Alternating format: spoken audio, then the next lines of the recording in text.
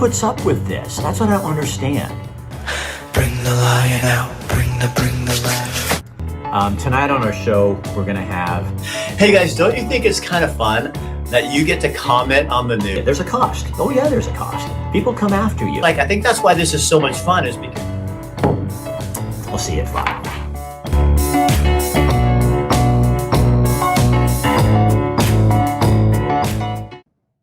And good evening, I'm Rick Dancer. Welcome to Get Real with Rick Dancer this week before Christmas.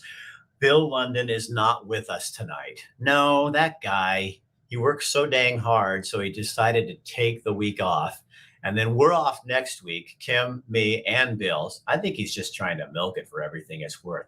He is doing a special report for us that will be airing later this week on the DEQ situation and the governor's cap and trade, which is basically cap and trade, that she's kind of weaseling through. And Bill, he did a 10-minute version for you, a 12 actually, and then he did a 20-minute version that I'm going to put online, and I will link that so you guys can find it, because you know how Bill is. He gets into the weeds, but you know what? Sometimes in our culture, we don't spend enough time in the weeds to figure out what the hell is going on.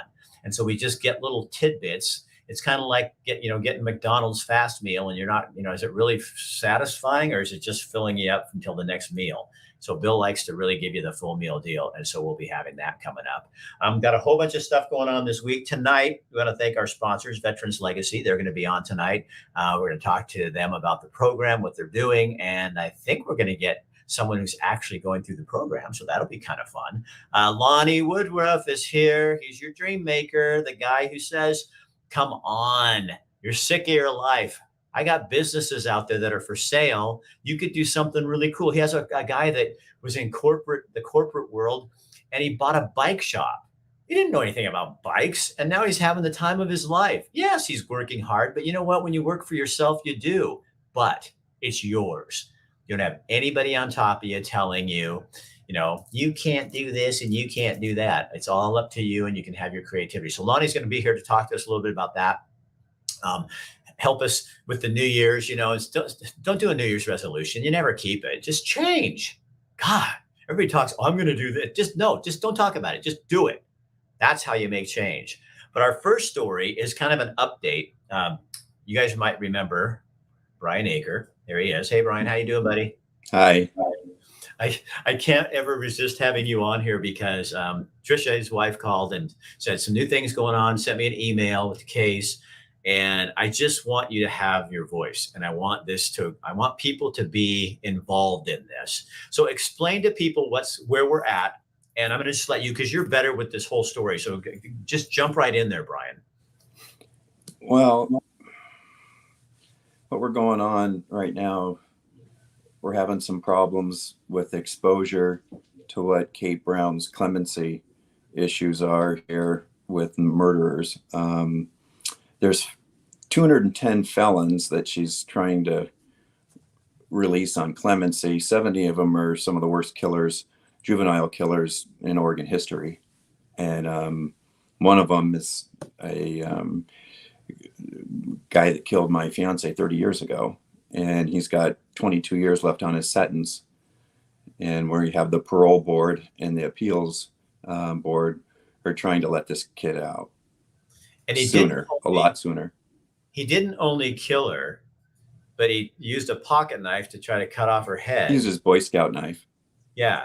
And he came to the door of the wrong home, and she just happened to be there. Correct. And he was going to kill the other person who was gone. Yeah. And then you were on the phone talking to her when he came back, and everything went dead. Yeah. 3 consecutive times he came back to the house looking for the young girl that lived there that was 15. His big deal is he wanted to have sex with a woman, and he was been unsuccessful at numerous attempts. So now he's going to use force to get what he wanted. And that's what he did. He didn't get to rape Lisa, but he took her life, which I would have given up the rape for the life in a heartbeat. So what's the latest? So he's scheduled to be let out. And is that right? Well, no, the parole board, we got 22 years left on the sentence is what we have. And Kate Brown doesn't want to have the appeals board, which she appointed. Never used to happen that way. It used to be the appeals and the parole and all those people were decided by you and me. Well, Kate Brown likes to change the rules all the time on stuff. So make them up to benefit her and what her agenda is and stuff like that. I found out a lot of stuff about what goes on talking to the DAs on this whole thing the last couple months. It's just been a nightmare. People are so not informed, and I wish the media would grab this stuff, but they're not going to. And part of it's the problem, so frustrating, Rick. Well, part of the problem too is that the governor and her staff, they didn't notify any of the family or victims or the district attorneys. She was meeting with them on Zoom, interviewing them and talking to some of these people. And these people, the people who put them away or were victimized by these people were never notified. No, that's and that's where she broke the law. She's supposed to, and she's being, there's some people going after her about it. I can't talk about some of the stuff. Maybe in a couple weeks, I'll have some, if we can get some DAs to back us on this, they want to, they're on the edge. And if there are DAs in the state of Oregon that have a big problem with this, and if they will help us out with this, and I just wish I could say a few things more. They asked me not to, but if we can get them to help us, then we got a huge leg to stand on Measure 11. So how can people help you? It's just, I know it's tough. It's exposure, media wise, writing Kate Brown. Just talking about it is letting people know that this is happening. What's that? I'm sorry. So just doing this is letting people know that this is happening. Because I think a lot of people, the problem is, even people like me, I don't get my media from the traditional media anymore, and I don't read the paper. And half the time, we have a story that we're covering with Bill London, and the media didn't even cover it. I mean, it wasn't even in the Guard. No. And so you have no media of record, and so there's no way for people to get this kind of stuff except like this. And and I appreciate you 110% in what you do. Something I want to let everybody know is something Kate Brown is her clemency thing and this whole thing she's doing. Her big beef about this is juveniles their minds not being developed between the age 16 to 25. And she's saying that the boys is what she's referring to, that their mind is not developed in that time. So some of these kids were 16, 17, 18 years old. She's saying, well, their mind isn't developed all the way. So how could they make the right decision? Okay. They're not talking about kids that are you and I. These are kids these are people that are broken, that have an issue. When you're committing these type of murders, these type of crimes, we're not in the normal frame of mind here. So for her to use that as an example, that there was a case study by the U.S. government that said that fully development for, a male in his mind isn't till he's 25, and that maybe they weren't in the right mindset. Well, of course they weren't. This kid committed premeditated murder, which is the worst thing any of us humans can be convicted of in a crime. It's the most heinous thing you can possibly do. So what does that do for you when she does something like that? And when this is the way people are looking at this, like, well, he was just a kid. He didn't know any better. Well, I think when I was between 16 and 25, I knew that I shouldn't go trying to rape a woman and cut her head off with my pocket knife. I'm pretty sure I knew that. What does that do to the memory of your dear fiance? The memory, the memory of Lisa is so sacred to her family, me, and stuff like that. Rick, what bugs me the most is about all of this is the first judge sentenced this kid to 116 years. The next judge went to 92 years, 86 years. It's went down a little bit all the way. Now I'm going to be going back. I just found out last week for the 7th time, the family and I are going to the 7th time to sentencing trial. So now we're doing a sentencing trial. So this guy continues to victimize the family over and over and over. And the system continues to victimize you when they're supposed to be there to provide justice for stuff like this. It's, I won't say it that way. There's a way I could say this, but I would not do that. Well, but they are killing her over and over and over and over and over again. There's 70 killers out of the 210 felons, and she's already let out 13. They're already out.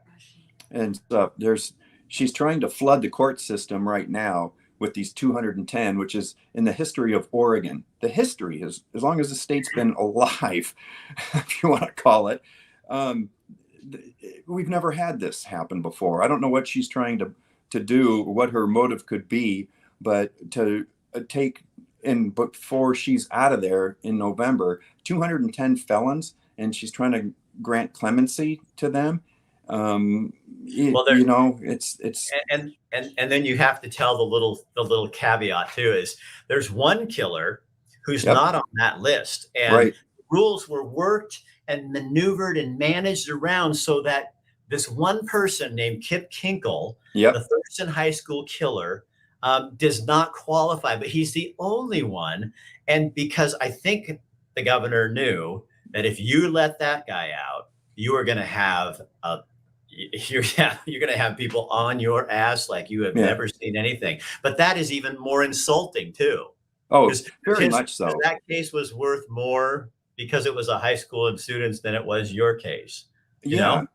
Well, Rick, and this is the God honest truth, because I talked to the DAs about this.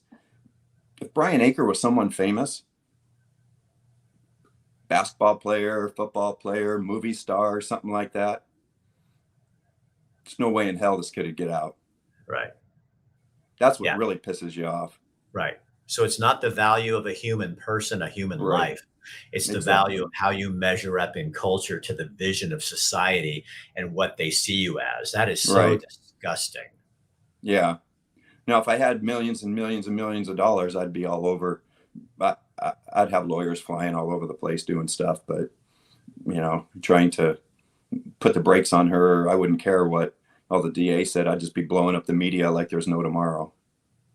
So, Brian, would you do me a favor? And I will if you can get a district attorney or a couple to come on, let's do it in January when the new year starts, and just keep the pressure on so that more people hear about this. And then what you guys all in this audience can do is be talking about this to people. Did you hear that Brian Akers on Rick's show last night talking about that? And then write the governor and write the parole board. And let them know that you don't agree. And it's really easy to get those numbers. In fact, can you and Trisha go in and put that in the comment section? Just put who they contact.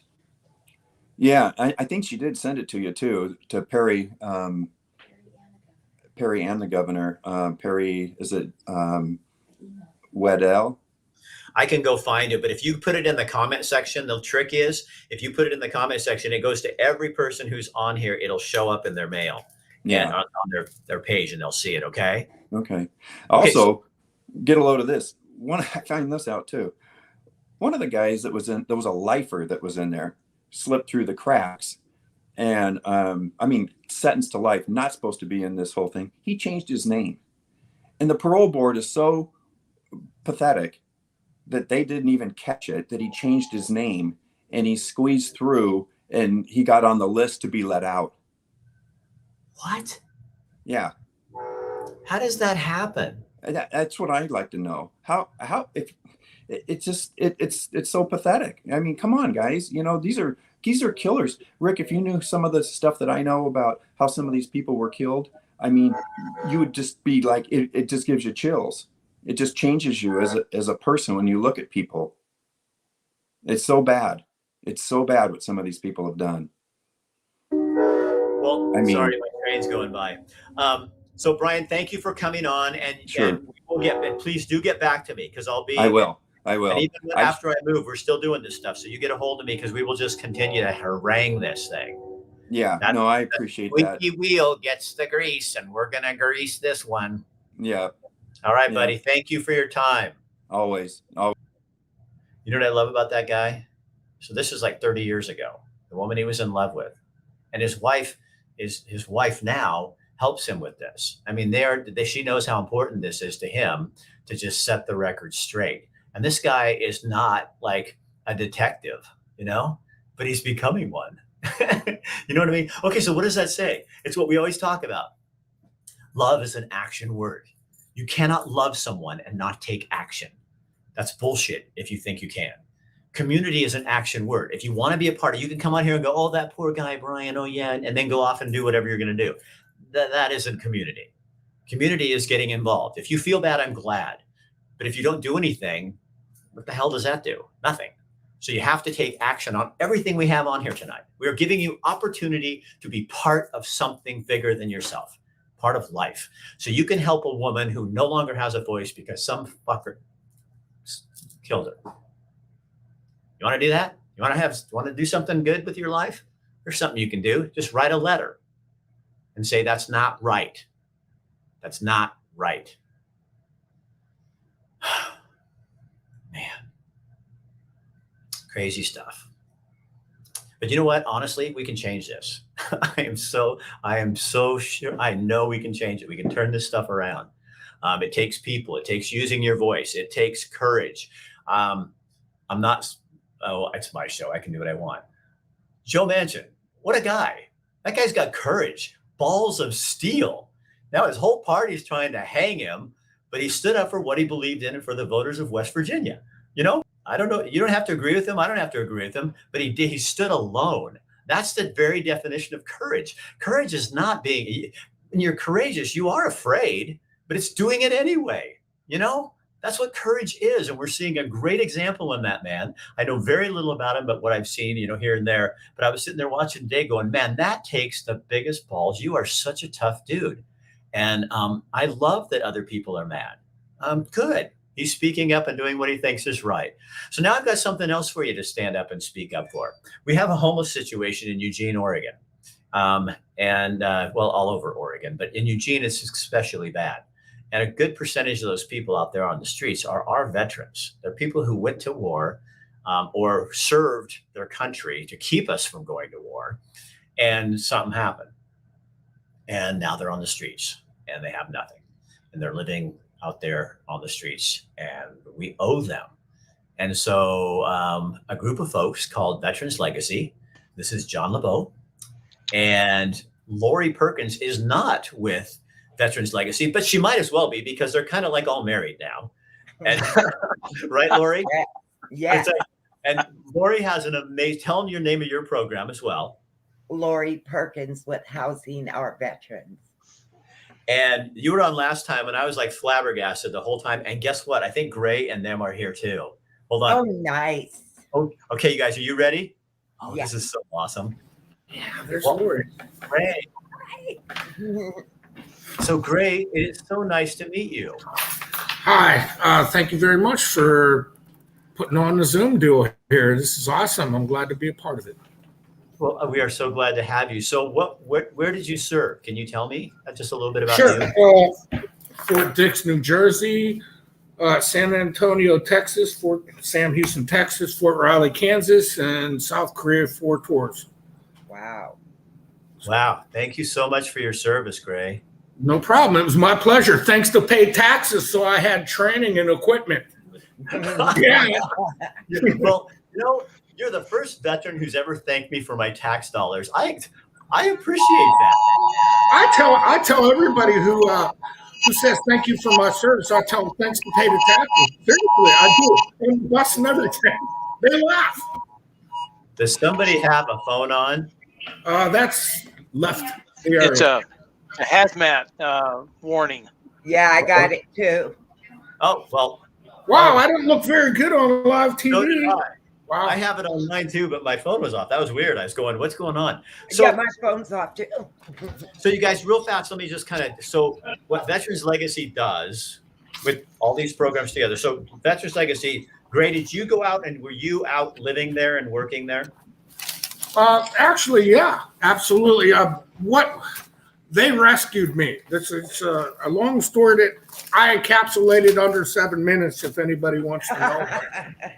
Well, you know what, Gray? You don't have to read it because you know it because you've lived it. So let me ask you this: what went wrong to get you there? After my mom died and I flew out of Pittsburgh on August 19th, I came to Florence, Oregon with friends. And they got me on the ground, and I had a job at Goodwill, and I was just like my second paycheck in. And my friend and her husband asked me to leave their property, which is fine. And I became homeless, and I had my paycheck, and I lived in a hotel until that money ran out. And I found out about Steve Tynan at St. Paul. I got notes on everybody. St. Vincent. St. Vincent de Paul. And he became my case manager, still is. And he saved me from being homeless. And he got me integrated in with Veterans Legacy. As you know, there's Dan and there's John and Bob and Shelley and Jason and everybody down there, the whole team. The family. I call them family. Because don't you love them, Greg? I do love them. Oh my God, they are my family. They are the nicest people on the whole entire planet. So, John, tell me where Gray is in the program and kind of fill people in on what you guys do at Veterans Legacy real quick, and then how Gray is fitting into that program, okay? Well, he is. No, wait, Gray, I'm sorry. John's going to answer that one for me. Hold on. I got more for you. Don't you go anywhere. Just stay right there. Well, this is the absolute example of how the sequencing should work. Gray came to our attention via St. Vinny's and was went through the intake process there with our outreach person, Jason Doherty. And we were able to get him out to the camp and get him housed and kind of settled down to get as we look forward to trying to get him reintegrated. Gray was a real blessing because he really didn't have a lot of other issues, for instance, substance abuse or other major issues. We just needed to help him get sequenced back into the functioning citizenry, I guess I'd say it that way. So he did a great job in working with us, doing the things that needed to happen at that point in time. Certainly contributed lots to helping around the camp. We had a wonderful Thanksgiving together. I'll throw that in. Board members and our veterans had Thanksgiving dinner out at the camp. Gorgeous day, and we had a great time. And then as the program was supposed to work, it has worked perfectly with Gray in the sense that Lori was in Housing Our Veterans, was in on the intake process. And so this Gray was a known entity from the start to finish. And so when things were settling down for him and he needed to get employment, we were able to funnel him to Lori. And thank goodness she had a room open, which is a rarity. But she was able to put him in her program. And so that's where we are right now. So, Lori, you and your late husband started this program. And I mean, it's like you're like a little angel. I mean, do you know how many people have gone through your program? How many veterans? Oh, and veterans and non-veterans, probably 800 to 1,000. And how many years? And I've been doing this 15 years. What keeps you going? It's just so fulfilling. I would hope that if I was ever in that situation, someone would reach out to help me, or there would be a program there to help. And Rick, it's just so fulfilling and rewarding to see success stories. Like you said, the homeless rate's horrible. And if we as a community don't step in and try to make a difference, it's just not going to happen. And So for the audience, the way this works then, Gray is found. He is linked up with John at Veterans Legacy. He stays out there at the work camp for as much time as they need, whatever that is, where they're learning, they get solitude, they're away from the things they don't need to be around. They can raise food and animals in the future. That's going to be what's going to go on. But getting the help that they need, both emotional, psychological, and physical and spiritual help. And then they go to Lori, where she you're almost like the dross remover. You know what I mean? They're ready to go. You're getting them all ready for life after the camp, and you get them ready about a year. Does it take usually about a year? Yeah, I would.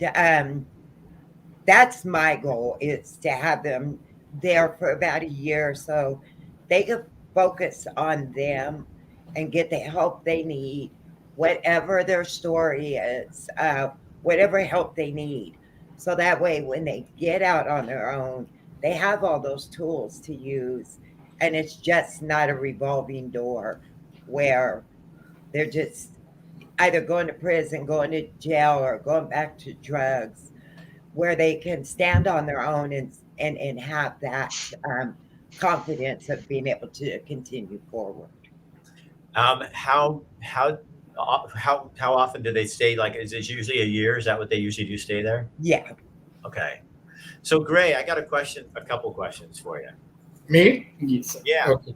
You ready? All right. So what does it feel like for you to be cared for? To be cared about? I feel overwhelmed, and quite frankly, I just want to tell everybody who's watching this Zoom that it was a great relief to myself to find out that strangers in the grand state of Oregon had the resources and the love to help people like me. I'm a lost veteran. I was homeless. They gave me a chance to help myself and make friends in a new family. I don't have a family here. This is my family, right? All of us. How important, Gray, how important is it to be connected to other people? Well, definitely. A human being needs other human contact, right? That's how we thrive. We thrive in groups and with people, and you need to feel loved. You need to feel part of a community. Well, we are a community, all of us veterans, and you're helping too. So I have put together the puzzle of all the different NGOs and volunteers that have helped me thus far. It's just amazing. So what would you like? It's great. What would you like people in the community to know when they see people like you used to be on the street, and things go through our minds when we're out there, and we don't know how many of those people actually served our country, or I guess even if they didn't serve our country, they still have great value because they are what we call a human being. What is our misperception about people like yourself on the street? Well, I was fortunate because I was only homeless basically like 3 days before I got involved with Steve Tynan and Edith and the Melvin, up there at St. Paul de Vincent. Now, other people might not be that fortunate, and there's different people with different problems. I was just homeless because of a bad outcome in life, the bad draw of a straw. Other people have, mental illnesses, drug addictions, injuries. There's a lot of reasons why they're out there. I saw the homeless camp. It broke my heart. It literally broke my heart. I never saw it except on TV. So Gray, what is the thing that we don't know about you that is your best attribute? something that I want you to brag a little. What is the things that I don't see about you that you could say, this is, I mean, you're obviously a very kind man. I got that already. And you're well Thank you. spoken. And when I say those things, okay, great, look up at me, would you? Yeah. So, no. Just because what does that feel like to be told good things about yourself? You like your eyes go down when I say something. I know myself very well and where I've been and what I've achieved in this life. And I've always been in a leadership role until that situation happened. So I'm a great leader. I'm a great teacher. I have love and empathy for other people. Sure. I am a Christian. I believe in our country without a doubt. So I don't like bragging about myself. I think that I'm just like the rest of us. That's how I feel. Great. I want to thank you for coming on this show and talking to us, because You're very welcome. I think You're very welcome. You were just like a really cool dude. Well, you can meet me anytime. I'm down here in Eugene, Oregon. I don't know where you are. I'm right now in Eugene, Oregon, probably not that far from you. So maybe sometime we'll have to do more of this. Okay. Look me up anytime you want and visit. Go down to Camp Alma. Come over to the HOV. There's a lot of other great people out there. Michael McCoy at HVRP. He's helping the veterans. Work Source of Lonnie County. Hey, Robert's Gray, helping people. Hey, Gray, if there's anything else you want to say, that gentleman that's next to you in there, he can show you how to put it in the comment section. You can go in there and thank other people involved, and you can put it right in that comment section so people see it publicly, okay? Oh, we sure will when we're completed. Okay. Yeah, absolutely. All right. Thank you, my friend. So I didn't really need you guys tonight. That's a compliment. Yeah. No. Doesn't that feel good for the two of you to see? You know what I mean? I mean, that's rubber on the road. You know, that's where it happens. Yeah. I want to cry right now. It just he's such a joy, and just, that's what keeps you going. That's, there's no amount of money that a person could ever give you. That right there is what gets me up every single morning. You know what, Lori? You know what I bet? This is kind of weird. Are you okay with this? You probably will be. You'll be fine. Yeah. Go. I was seeing something on my wife was watching that Wonderful Life thing, and it was like every time a little bell rings, an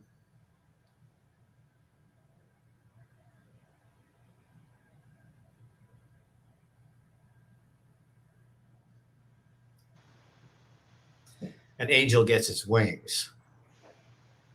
And I think there's a whole lot of wings on your back. And I think that when you're done, you're going to, all the lives that you, and John, you too, that you've touched but been at this thing. Yeah, I'm honored. Here we are right around the Christmas, and what you guys are doing is what Christmas is supposed to be about. It's about peace and helping people and feeding the poor and taking care of the people who are blind, and taking care of the folks like Gray who are just mixed up and need to get some focus. And you guys and all your staffs and Shelly and Dan and everybody involved in this program, you're all doing that stuff. And I think you are the picture of Christmas for me this year. Oh, thank you. Well, thank you. Rick, I think the other thing that Gray brings out here, if I can step in for just a second, Yeah. I see a lot of letters to the editor at the RG and regarding homeless and especially homeless veterans at certain times. But I think people, and Lori certainly has massive more experience than I do, don't recognize the fact that veterans are not a homogeneous group. They are diverse beyond words, and so answers to their needs are not a rubber stamp / cookie cutter. Every one of them has to be looked at and assessed separately, and a plan of attack that fits that person. So I think a lot of folks think that, oh, if we do this one thing, it's going to fix the problem. Right. And it's not. We have to be able to be versatile. We have to be diverse in how we approach these things, because that's part of the problem, I think, with other treatment regimens, is that they approach it with a cookie cutter mentality, and it's just not going to work.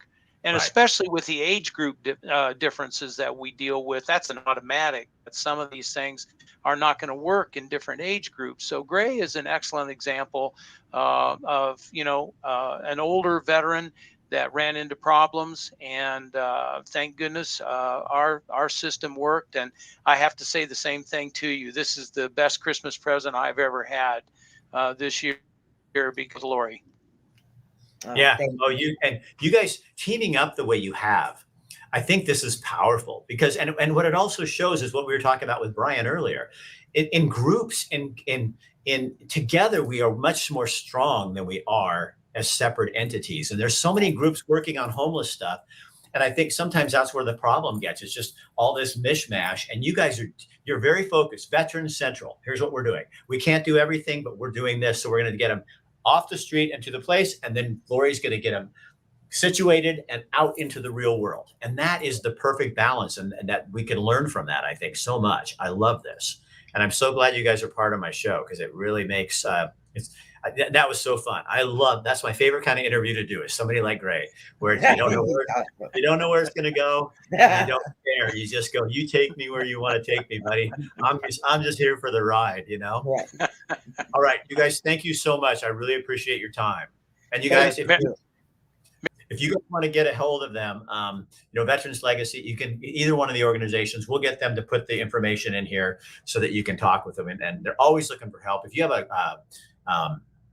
a service group, talk to John and them about going out and doing a project, going out to the Alma Work Camp and finding out more to do. This is just another way to get involved in what we're doing in our community. So are you tired of your life? You ready to do something different? Well, I have the Dream Maker. Lonnie Woodruff here with Transworld. Oh, he's here because what Lonnie does is buys and sells. Well, he helps you buy businesses. So he has people come to him and say, hey, I'd like to sell my business. And or Lonnie goes out and finds businesses and, hey, you want to sell your business? And then he puts a match to them. And last time we did a show, Dave, one of my friends, he was just at a place in his life. He goes, Rick, I contacted Lonnie. I'm going to go meet with him and talk to him. And he had a really good time chatting with you. So Lonnie, tell people what it is that you do to make these dreams come true. Well, I help people buy and sell businesses, and that's on both ends. If you worked on a business for the last 20, 30 years, 10 years, or whatever, and want to know how to get out of it, exit out of it, and get a good price for it, I help list it and sell it. I go find if somebody wants to buy it. And I have a specialty with first-time buyers. Like, I really help navigate that process because there's a lot to it, and I help out with every bit of the way. Do you find that people like that own businesses don't really know what the value is, or think, okay, I'm just going to, especially like, small businesses, it's like, I'm just going to I have a bike shop, I'm just going to get out of it. When there really is some intrinsic value there, and you can match up people, if people just contacted you and say, Lonnie, how do I go about doing that? You might already talk to somebody who in a coffee meeting said, I might want to have a bike shop, or, I might want to do this. And you can get that. That's kind of the magic that you bring to the conversation, really.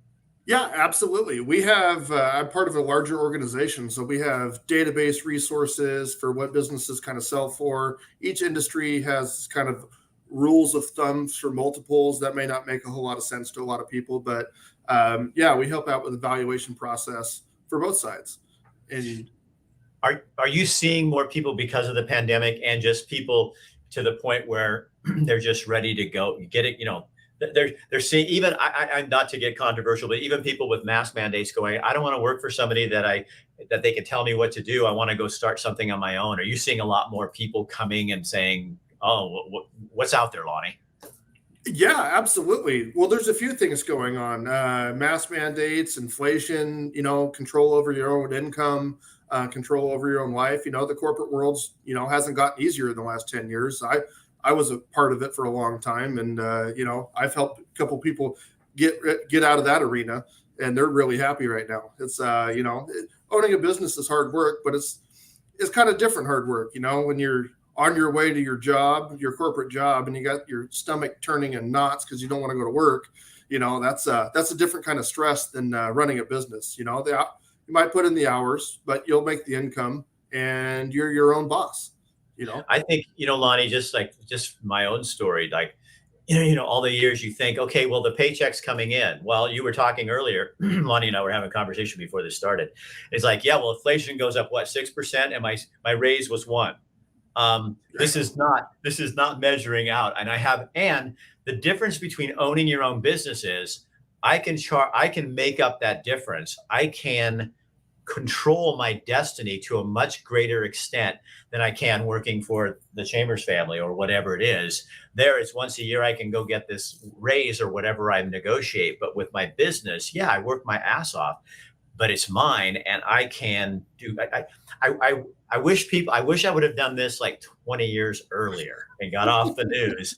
And not that I would have been a richer man or anything, but I think I would have been a more fulfilled man. You could have been richer too.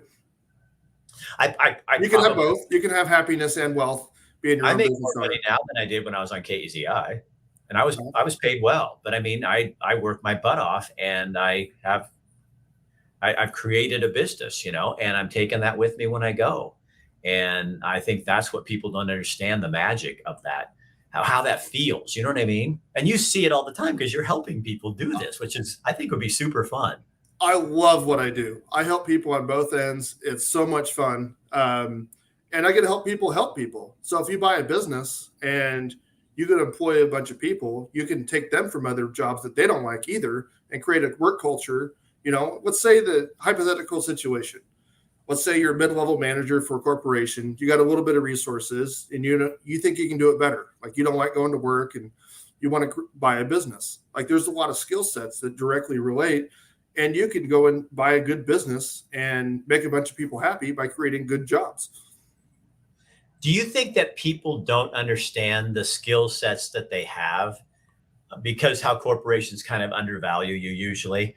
And, I remember walking out of KEZI and going, now, I ran for public office, but what else can I do? And all of a sudden realizing public relations, marketing, all these things that I naturally did in news that were never pointed out, storytelling, and all of a sudden I could create that into a business that, I never dreamed. I just thought I'm a news guy, this is what I do. Yeah, there's a lot of skill sets that overlap, and there's some that I have lots of conversations with people that want to eventually buy a business, and they're working on certain skills, hiring, firing, HR functions, that kind of stuff. Like, if you don't have any experience in that while you're an employee, you can gain that skill set. Then it'll make you really good as a business owner.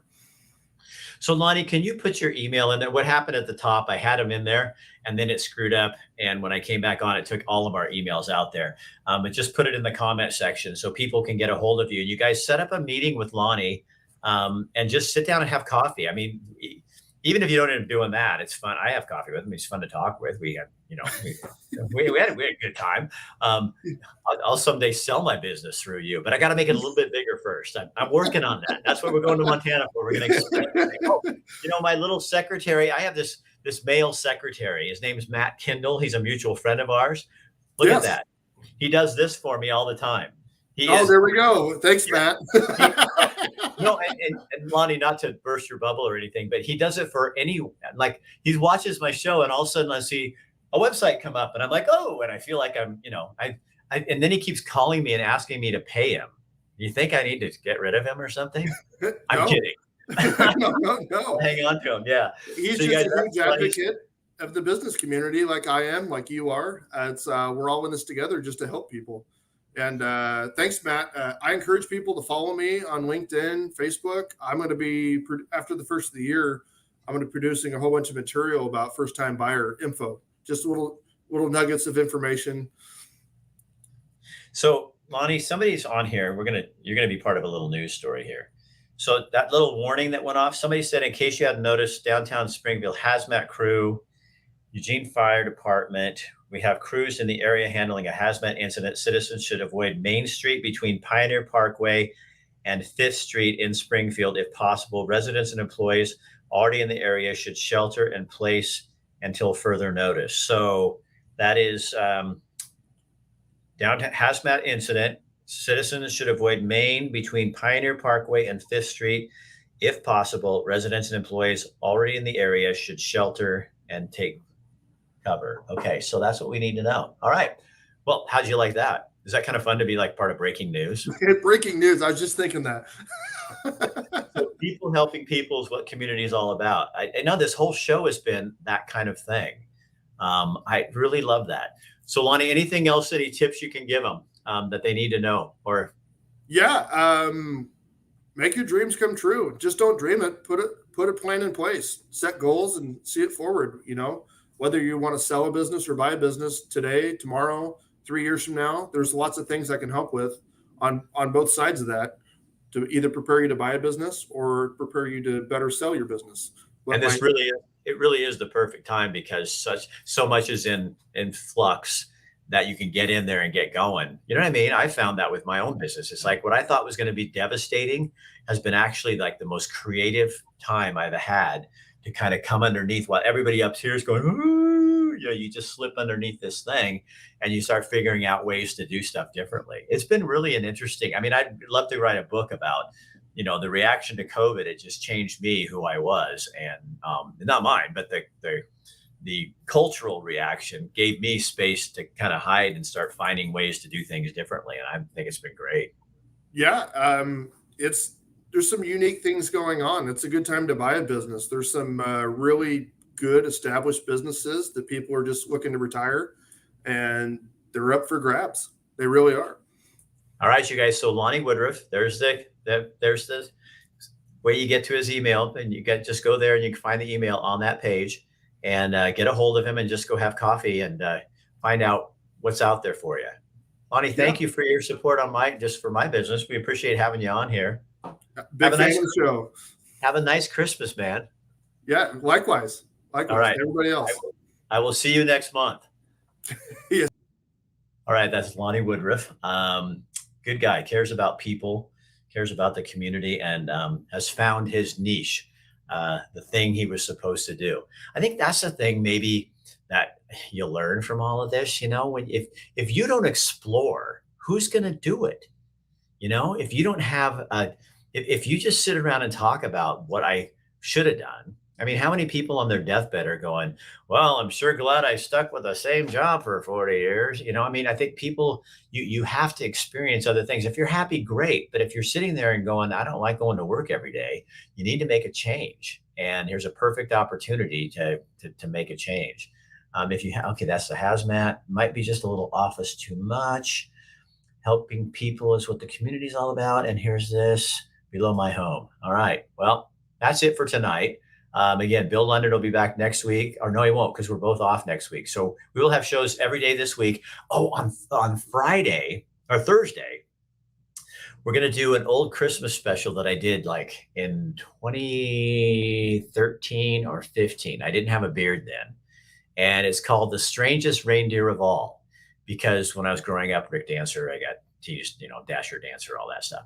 So I went out and did a special, and it's all through the eyes of kind of saying, how does Christmas look like Jesus Christ? It doesn't. It's all about buying. So we go looking for Jesus in the people that we meet on the streets. I think you really like it. It's 5:00 on Thursday, and we'll have shows Tuesday and Wednesday. And then I'm going to be in Montana, and I'll be back the 4th, but we'll be doing some shows from Montana.